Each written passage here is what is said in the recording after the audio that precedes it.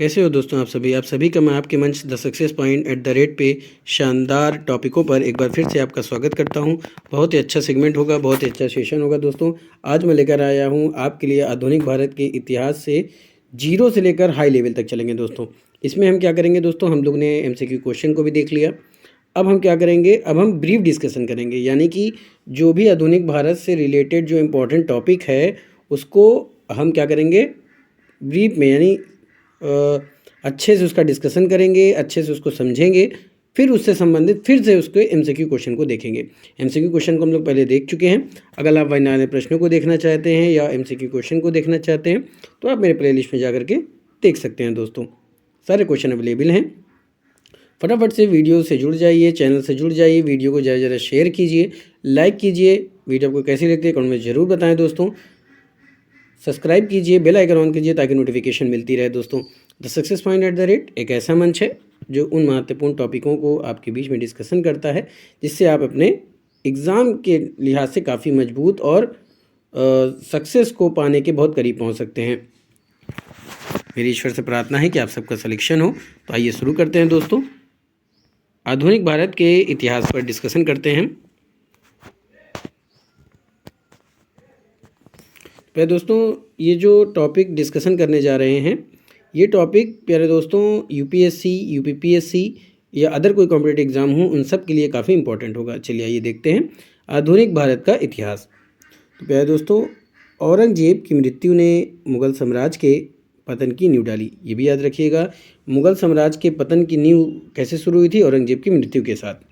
क्योंकि उसकी मृत्यु के बाद उसके तीनों पुत्रों जैसे मुअज्जम, आजम और कामबख्श के बीच लंबे समय तक चलने वाले उत्तराधिकार, यानी कि उत्तराधिकार क्या होता है प्यारे दोस्तों, कि जो राजा के बाद जो उनकी गद्दी पर बैठता है, ठीक है, और वही उसका क्या होता है, उत्तराधिकारी होता है। तो उत्तराधिकारी चलने वाले उत्तराधिकारी के युद्ध ने शक्तिशाली मुग़ल साम्राज्य को कमज़ोर कर दिया। बात समझ आई दोस्तों? चलिए आगे चलते हैं। कर दिया। औरंगजेब ने क्या किया दोस्तों, आइए देखते हैं। बात समझाइए दोस्तों, उन्होंने क्या किया कि अपने तीनों पुत्रों को प्रशासनिक उद्देश्य से अलग अलग क्षेत्रों का गवर्नर बनाया। जैसे मुअज्जम काबुल का बना, आजम गुजरात का बना, कामबख्श बीजापुर का गवर्नर था। और इसी के कारण इन तीनों के बीच में क्या हुआ कि कुछ मतभेद पैदा हो गया, किसको? उत्तराधिकार को लेकर, और उनके बीच में गुटबंदी शुरू हो गई। औरंगजेब की मृत्यु के बाद उत्तरवर्ती मुगलों के बीच होने वाले उत्तराधिकार युद्ध का विवरण आइए देखते हैं। आगे क्या हुआ, इनके युद्ध जो पुत्र थे उनके बीच में किस तरह से युद्ध हुआ, आइए देखते हैं। तो दोस्तों, मुअज्जम की बात करें तो शाह आलम प्रथम के नाम से जाना जाता था। यानी मुअज्जम को किस नाम से जाना जाता था? शाह आलम प्रथम के नाम से जाना जाता था, जिसे खफी खां ने शाह अकबर भी कहा था। याद रखिएगा, प्रश्न पूछे भी जा सकते हैं कि खफी खां ने शाह अकबर किसको कहा था? तो मुअज्जम को कहा था। और मुअज्जम को जो शासनकाल चला था प्यारे दोस्तों, वो 1707 से लेकर 1712 ईस्वी में चला था, क्योंकि यह शासकीय कार्यों के प्रति बहुत अधिक लापरवाह था। बात समझ में आ रही दोस्तों? शाह बेखबर, माफ़ कीजिएगा, मुँह से शायद शाह अकबर निकल गया। तो शाह आलम प्रथम के नाम से मुअज्जम को जाना जाता था। चूँकि ये शासकीय कार्यों के प्रति बहुत अधिक लापरवाह था, तो खफी खान ने इनको कौन सी उपाधि दे दी थी? शाह बेखबर कहा था इनको। आइए आगे देखते हैं। मुअज्जम अपने 2 भाइयों की हत्या करने और कामबख्श को जाजू के युद्ध में हराने के बाद 1707 में मुग़ल राजगद्दी, ठीक है, मुग़ल राजगद्दी पर बैठा प्यारे दोस्तों। कहाँ बैठा? मुग़ल राजगद्दी पर बैठा। वह अपने शासकीय अधिकारों का स्वतंत्र रूप से प्रयोग करने वाला। बात समझे दोस्तों? उसने क्या किया कि अपने दोनों भाइयों की हत्या कर दी। कामबख्श को जाजू के युद्ध में हराने के बाद 1707 में क्या किया उसने? मुग़ल राजगद्दी पर बैठ गया और उसने अपनी शासकीय अधिकारों का स्वतंत्र रूप से प्रयोग करने वाले, तो दोस्तों जो मुअज्जम था वो क्या था? शासकीय अधिकारों का स्वतंत्र रूप से प्रयोग करने वाला अंतिम मुग़ल शासक था। याद रखिएगा, शासकीय अधिकारों का स्वतंत्र रूप से प्रयोग करने वाला अंतिम मुग़ल शासक कौन था? मुअज्जम था। अगला पॉइंट क्या कह रहा है कि उसने सिखों एवं मराठों के साथ मधुर संबंध स्थापित करने का प्रयास किया। उसने इसलिए मराठों को दक्कन की सरदेशमुखी वसूलने का अधिकार दे दिया, लेकिन चौथ वसूलने का अधिकार नहीं दिया था।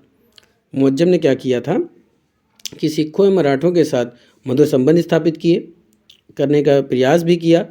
बात समझ आ रही है? मुअज्जम ने सिखों और मराठों के बीच संबंध स्थापित करने का प्रयास किया। उसने मराठों को दक्कन की सरदेशमुखी वसूलने का अधिकार दे दिया, लेकिन चौथ वसूलने का अधिकार नहीं दिया था। आगे चलते हैं। अब प्यारे दोस्तों, जहांदार शाह की बात कर लेते हैं। इसका जो शासनकाल चला था वो 712 से 713 ईस्वी चला था। ये देखते हैं इससे संबंधित कुछ महत्वपूर्ण तथ्यों को। तो उसने मुग़ल दरबार में ईरानी गुट के नेता जुल्फ़िकार खां के सहयोग से अपने 3 भाइयों की हत्या करने के बाद राजगद्दी पर बैठा या राजगद्दी प्राप्त की। दोस्तों, जहांदार शाह क्या था कि उसने ईरानी गुट के नेता जो था जुल्फ़िकार खां, उससे सहयोग लिया और उसके साथ मिलकर उसने अपने तीनों भाइयों की हत्या कर दी। बात समझ आ रही है? तीनों भाइयों की हत्या करके वो राजगद्दी पर बैठ गया। अगला पॉइंट क्या कह रहा है कि वह जुल्फ़िकार खां जो वास्तविक शासक के रूप में कार्य करता था के हाथों की कठपुतली मात्र था। यानी कि ये जो जहांदार शाह था वो किसके कहने अनुसार काम करता था? जुल्फ़िकार खान के अनुसार काम करता था, इसीलिए उसको कठपुतली कहा गया है। बात समझ आ रही है? यहीं से शासक, बात समझ आ रही है? यहीं से शासक निर्माताओं की संकल्पना का उदय हुआ। वह अपनी प्रेमिका लाल कुंवर के भी प्रभाव में था, जो कि मुग़ल शासन पर नूरजहाँ के प्रभाव की याद दिलाता था। बात समझ आ रही? जो जहांदार शाह था उसकी प्रेमिका का नाम क्या था? लाल कुंवर था। वो उससे भी प्रभावित था और मुग़ल शासन पर नूरजहाँ के प्रभाव की याद दिलाता था। उसके ये जो प्रेम था, जो प्रभाव था किस पर? लाल कुंवर का जहांदार शाह पर। वो किसकी याद दिलाता था? मुग़ल शासन पर नूरजहाँ के प्रभाव को। आगे चलते हैं।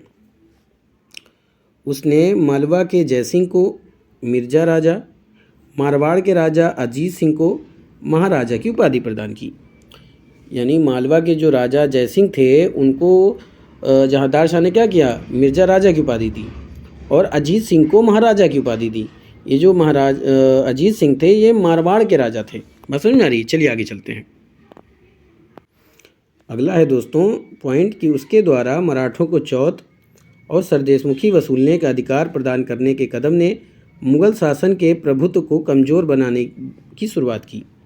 यानी जहांदार शाह ने क्या किया था कि मराठों को चौथ और सरदेशमुखी वसूलने का अधिकार दे दिया, जिसके वजह से मुग़ल शासन के प्रभुत्व क्या हुआ? कमज़ोर पड़ने लगा।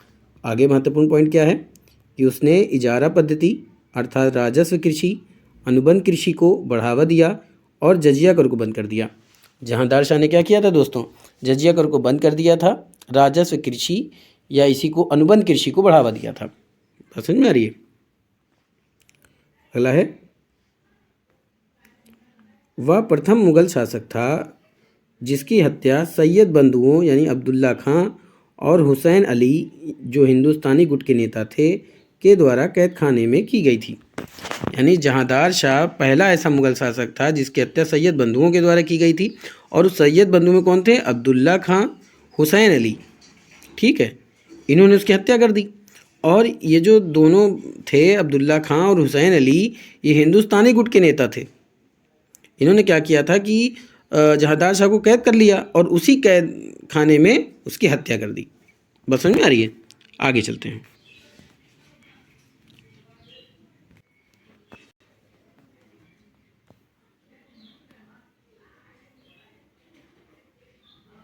चलिए दोस्तों आगे चलते हैं। अब प्यारे दोस्तों फारूक शेर का जो समय था वो था 1713 से 1719। बात समझ आ रही है? पहला, वह शाहिद ए मजलूम के नाम से जाना जाता था। यानी जो फारूक शेर था वो किस नाम से जाना जाता था? शाहिद ए मजलूम के नाम से जाना जाता था और अजीमुशाह का पुत्र था। यानी फारूक शेर किसका पुत्र था? अजीमुशाह का पुत्र था। अगला महत्वपूर्ण पॉइंट क्या है कि वह सैयद बंधुओं के सहयोग से मुग़ल शासक बना था। बात समझ आई? उसने निजामुल मुल्क के नाम से मशहूर चिनकिलिज खान को दक्कन का गवर्नर नियुक्त किया, जिसने बाद में स्वतंत्र राज्य हैदराबाद की स्थापना की। बात समझ आ रही? फारूक शेर किसका पुत्र था? ये अजीमुशाह का पुत्र था और सैयद बंदियों के सहयोग से ये मुग़ल शासक बना।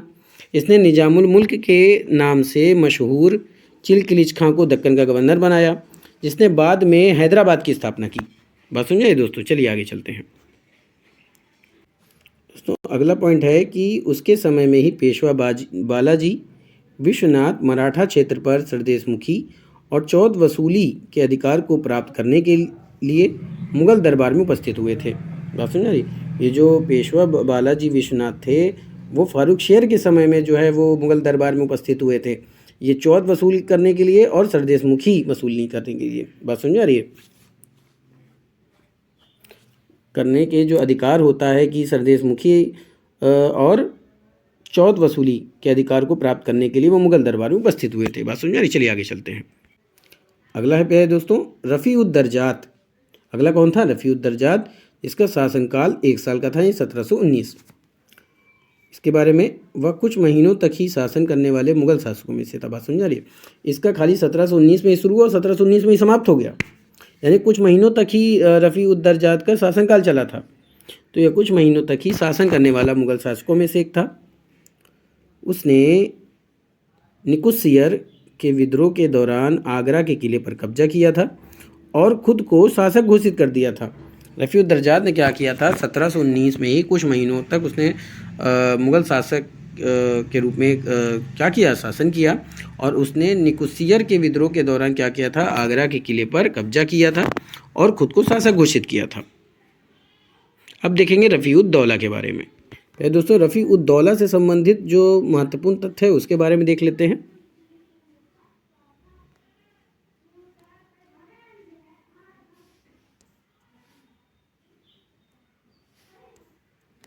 तो रफ़ी-उद-दौला 1719 ईस्वी, बात समझ आ रही, 1719 ईस्वी में रफ़ी-उद-दौला क्या बना, शासक बना।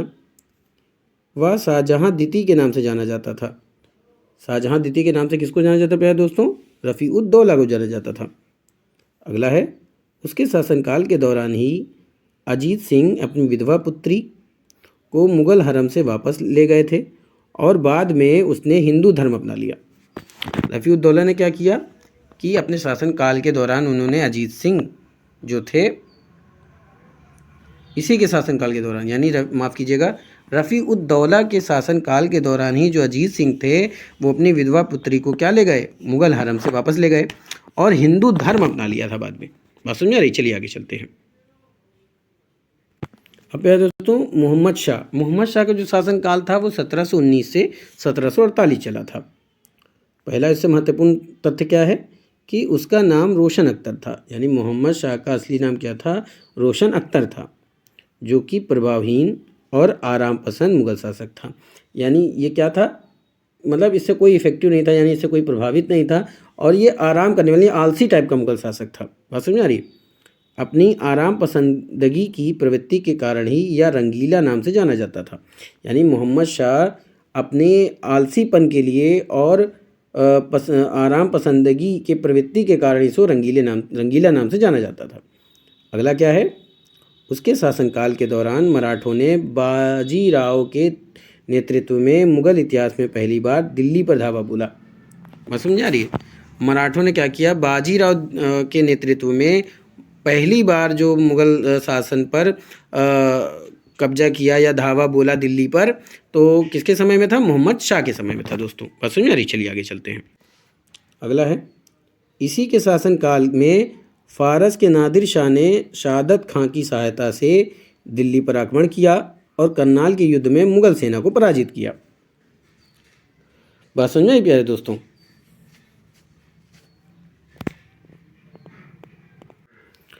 इसी के यानी मोहम्मद शाह के शासनकाल में फारस के जो नादिर शाह थे उसने शहादत खां की सहायता से दिल्ली पर आक्रमण किया और करनाल के युद्ध में मुगल सेना को हरा दिया, यानी पराजित कर दिया। अब देखते हैं अहमद शाह के बारे में दोस्तों। अगला है प्यारे दोस्तों अहमद शाह, यानी 1748 से 1754। इसके शासनकाल के दौरान नादिर शाह के पूर्व सेनापति अहमद शाह अब्दाली ने भारत पर 5 बार आक्रमण किया। बात समझाई, यानी जो नादिर शाह के पहले जो सेनापति थे वो अहमद शाह अब्दाली ने 5 बार भारत पर आक्रमण किया।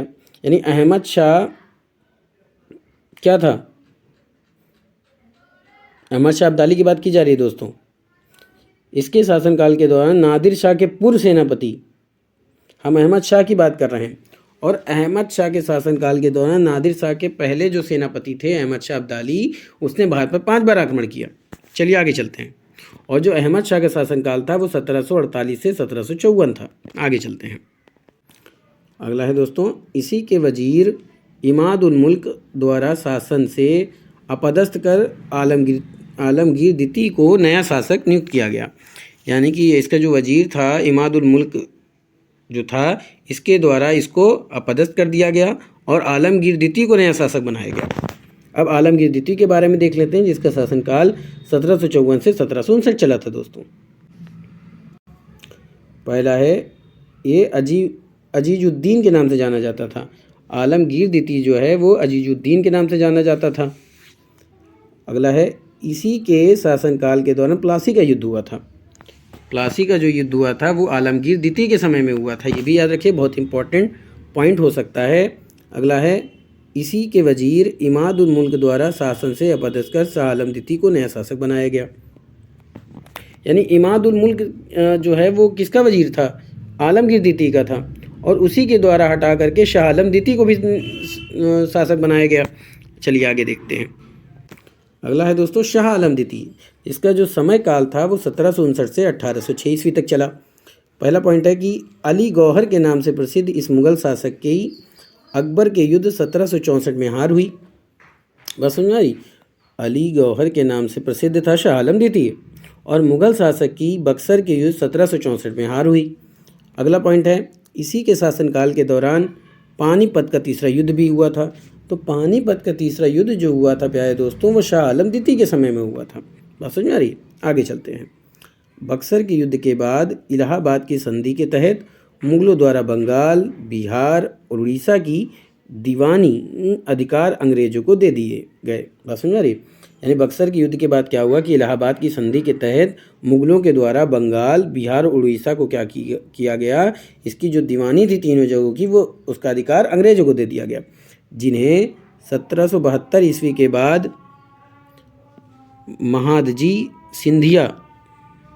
महादजी सिंधिया के सहयोग से पुनः मुगलों ने प्राप्त किया।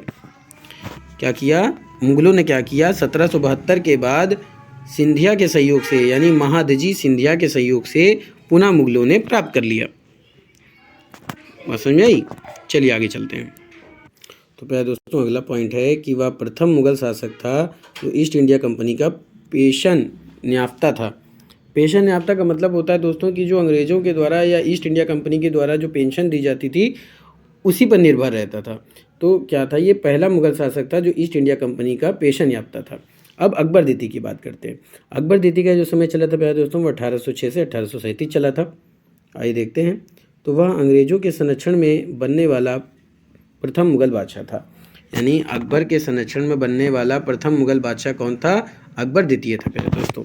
अगला महत्वपूर्ण पॉइंट क्या है कि इसके शासनकाल में मुगल सत्ता लाल किले तक सिमट कर रह गई।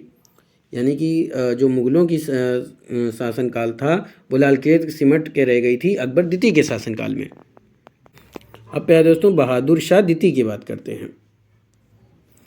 तो बहादुर शाह द्वितीय की बात करें तो वह अकबर द्वितीय और राजपूत राजकुमारी लालबाई का पुत्र एवं मुगल साम्राज्य का अंतिम शासक था। बहादुर शाह द्वितीय कौन था प्यारे दोस्तों? अकबर द्वितीय और लालबाई का पुत्र था, और मुगल साम्राज्य का अंतिम शासक था बहादुर शाह द्वितीय। अगला पॉइंट क्या है? इसके शासनकाल के दौरान 1857 की क्रांति हुई और उसी के बाद इसे बंदी के रूप में रंगून निर्वासित कर दिया गया, जहां 1862 में इसकी मृत्यु हो गई। यानी 1857 की क्रांति बहादुर शाह द्वितीय के समय में हुई और इसको बंदी बना करके रंगून भेज दिया गया, और जहां 1862 ईस्वी में इसकी मृत्यु हो गई। बात समझ में आई दोस्तों? अगला पॉइंट है दोस्तों, वह जफ़र उपनाम से बेहतरीन उर्दू शायरी लिखा करता था। यानी बहादुर शाह द्वितीय को जो था वो जफ़र के नाम से बेहतरीन उर्दू शायरी लिखा करता था, इसीलिए बहादुर शाह द्वितीय को बहादुर शाह जफ़र के नाम से भी जाना जाता है। अब देखते हैं मुग़ल साम्राज्य के पतन के क्या कारण थे दोस्तों। तो मुग़ल साम्राज्य के पतन का एकाएक ना होकर क्रमिक रूप में हुआ था, यानी कि लगातार नहीं, क्रम बाई क्रम हुआ था। ठीक है, एकाएक नहीं हुआ था, धीरे धीरे हुआ था, जिसके प्रमुख कारण निम्नलिखित थे। आइए देखते हैं कौन कौन से कारण थे। तो प्यारे दोस्तों, जो पहला कारण था मुग़ल साम्राज्य के पतन का, वो साम्राज्य का विस्तार। इतने विस्तृत साम्राज्य पर सहकारी संघवाद के बिना शासन करना आसान नहीं था, अतः मुगल साम्राज्य अपने आंतरिक कारणों से ही डूबने लगे। बात समझ आ रही? यानी साम्राज्य का बहुत अधिक विस्तार हुआ और इतने बड़े साम्राज्य पर सहकारी संघवाद के बिना, यानी कि बिना सहकारी संघवाद यानी कि बिना आपस में मशवरा किए बिना शासन करना आसान नहीं था, अतः मुगल साम्राज्य अपने आंतरिक कारणों से क्या हुआ? डूबने लगे। आगे है, औरंगजेब की नीतियाँ के कारण भी ये डूबा। उसकी धार्मिक नीति, राजपूत नीति और दक्कन नीति ने असंतोष को जन्म दिया, जिसके कारण मुगल साम्राज्य का विघटन प्रारंभ हो गया। औरंगजेब की जो नीति क्या थी? वो धार्मिक नीति थी, राजपूत नीति थी और दक्कन नीति थी, जिसमें असंतोष को जन्म दे दिया था नीतियों ने, जिसके कारण मुगल साम्राज्य का विघटन शुरू हो गया। आगे चलते हैं। अगला है दोस्तों कि उत्तराधिकार का जो युद्ध हुआ था, जिसमें उत्तराधिकार को लेकर लंबे समय तक चलने वाले युद्धों ने मुगलों की प्रशासनिक इकाइयों में दरार पैदा की। अब भाई उत्तराधिकार का युद्ध हुआ, आपस में लड़ाइयाँ शुरू हुई, तो लड़ाई होने से किसका भला होता है प्यारे दोस्तों? तो जिसमें ज़्यादा लड़ाई होगी तो नुकसान ही तो होगा। तो उत्तराधिकार को लेकर लंबे समय तक चलने वाले युद्धों ने मुगलों की प्रशासनिक इकाइयों में दरारें पैदा कर दी। अगला है, उच्च वर्ग की कमजोरी थी उसमें। किसमें? मुगल साम्राज्य में। तो मुगल उच्च वर्ग यानी मुगलों के प्रति अपनी वफादारी के लिए जाना जाता था, लेकिन उत्तराधिकार के युद्ध के कारण उनकी वफादारी बढ़ गई। भाई जाहिर सी बात है कि कुछ ना कुछ नुकसान तो होगा ही। उनके प्रशासनिक इकाइयों में दरारें पैदा हो गई, आपस में फूट पैदा हो गई, आपस में क्या हो गया? एक दूसरे से जलने, ईर्ष्या करने लगे, एक दूसरे को हराने का प्रयास करने लगे। और उससे क्या हुआ कि जो उच्च वर्ग था मुगलों का, उसके प्रति अपनी वफादारी के लिए जाने जाते थे। ये मुगल जो थे वो उच्च वर्ग के मुगलों के प्रति अपनी वफादारी के लिए जाने जाते, लेकिन जो उत्तराधिकार का युद्ध हुआ उसके कारण उनकी वफादारी भी क्या हो गई? बढ़ गई, और उनके वफादारी पे शक किया जाने लगा। ये भी एक कारण है जिसके वजह से मुगल साम्राज्य का पतन हुआ। दोस्तों आज का सेशन यहीं पे समाप्त करते हैं। उम्मीद करता हूँ कि आपका सेशन आपको पसंद आया होगा। ज़्यादा से ज़्यादा लोगों तक शेयर करें। वीडियो आपको कैसी लगती है कमेंट में ज़रूर बताएं। सब्सक्राइब जरूर करें दोस्तों। अगर आप अभी नए विजिट चैनल सब्सक्राइब करें, बेल आइकन ऑन करना ना भूलें ताकि नोटिफिकेशन मिलती रहे। दोस्तों 1 लाइनर प्रश्न भी अवेलेबल हैं, MCQ क्वेश्चन भी अवेलेबल हैं। आप प्लेलिस्ट में जाकर के देख सकते हैं। बहुत ही प्यारा सेगमेंट है दोस्तों। ज़्यादा से ज़्यादा इस चैनल को आगे बढ़ाने का प्रयास करें दोस्तों। मेरी आपसे रिक्वेस्ट है कि इस चैनल का सपोर्ट करें। फिर मिलेंगे इसी जुनून के साथ, तब तक के लिए जय Hind, wish you all the best.